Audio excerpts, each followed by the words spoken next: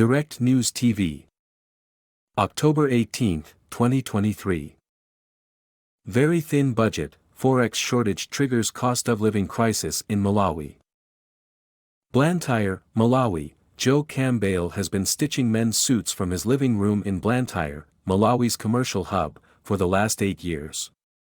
Sometimes he makes about 200,000 kwacha, $173, a week, decent wages in a country where half of the population lives on $1 daily or less, according to data from Malawi's National Statistical Office. He was often so swamped with work that he was sometimes unable to take on new customers for up to a month. But in the last 2 weeks, the 35-year-old tailor's pair of sewing machines have been idle because demand is dwindling. And now he is finding it hard to cater to the needs of his wife and 1-year-old son. The high cost of living has driven clients away, he said, with a look of despair in his eyes. A month ago, 2 of his most loyal customers suspended orders indefinitely, telling him that they are now prioritizing spending their earnings on basic needs. The rising cost of materials is also eating into the small profit margins for Campbell's business, which is run on a shoestring budget. Most of the materials that we use in tailoring are imported. When I go to the market to buy them, I find prices have increased because of dwindling imports. Almost every day prices are changing, said Campbell. Raising the prices of my suits is difficult because I might lose customers. I'm making losses. Life in this southern African country of 20 million people has become harder in recent years. Since 2021, the country has been experiencing acute foreign currency shortages, a consequence of reduced exports, experts say. This has led to a scarcity of essential goods such as food, medicine, fertilizer, and fuel. In June, spokesperson for the Reserve Bank of Malawi, Ralph Tsika, told local media that the foreign exchange reserves were nearly empty. Analysts like Bachani Chirini, associate professor of economics and dean at the Malawi University of Business and Applied Sciences, say Malawi is still feeling the effects of COVID-19 and the war in Ukraine on the global supply chain. Since the conflict began in February 2022, the price of bread has increased by at least 50%. The pandemic destabilized tobacco export, and when the war started, the prices of chemical fertilizer skyrocketed, meaning that we couldn't afford the quantities that we needed anymore, he said. This also came at a time global inflation in general went up, meaning that we couldn't afford many imports. It further drained our forex and led to inflation.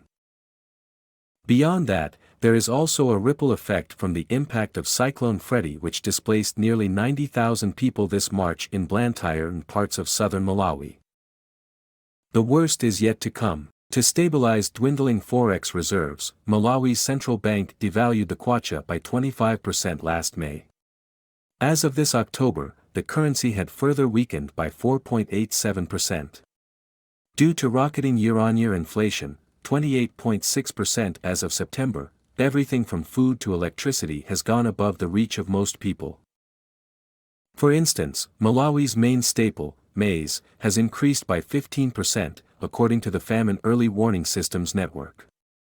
As of June, a family of 6 in an urban setting needed 377,892 kwacha, $326.53, per month to survive, up from 257,028 kwacha, $222.09, during a similar period last year, according to the Center for Social Concern CFCS, a local research-based nonprofit.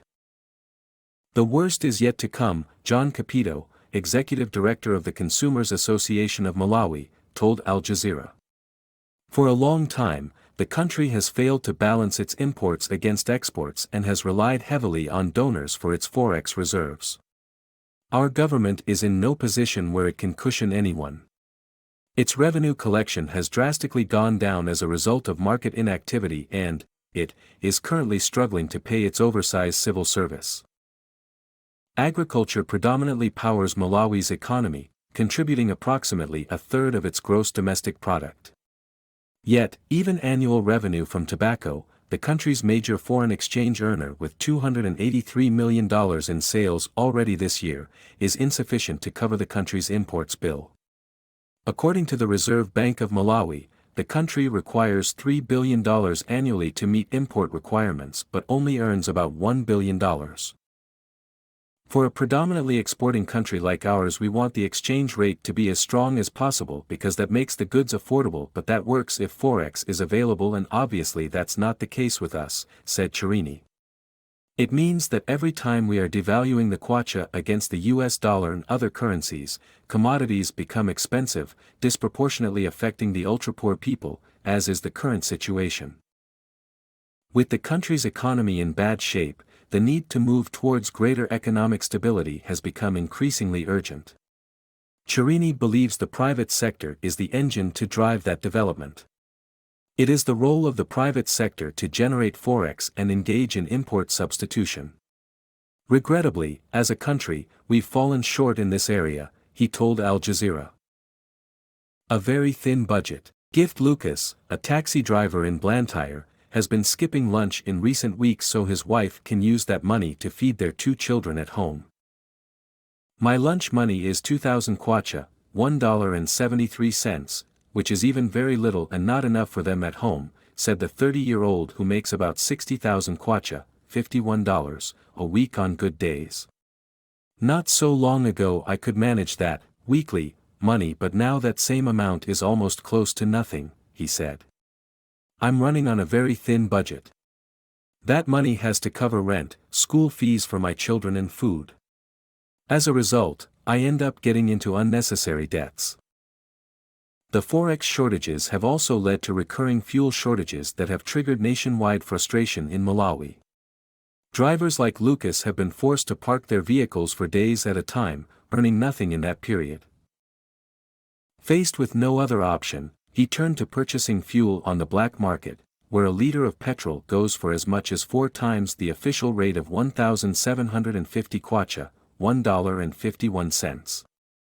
I made big losses because I could not raise fares for my customers. If I did, it could have kept me out of business, he said. Problems won't just go away in this country. Chirini says Malawi must industrialize, with a focus on mining, if the country is to become a self-sustaining economy. We have valuable minerals, and we need to explore ways to export them while adding value at the same time. This is achievable if the private sector invested in mining, he said. The Cambales have since changed their consumption patterns, swapping the more expensive bread for the cheaper sweet potatoes for breakfast.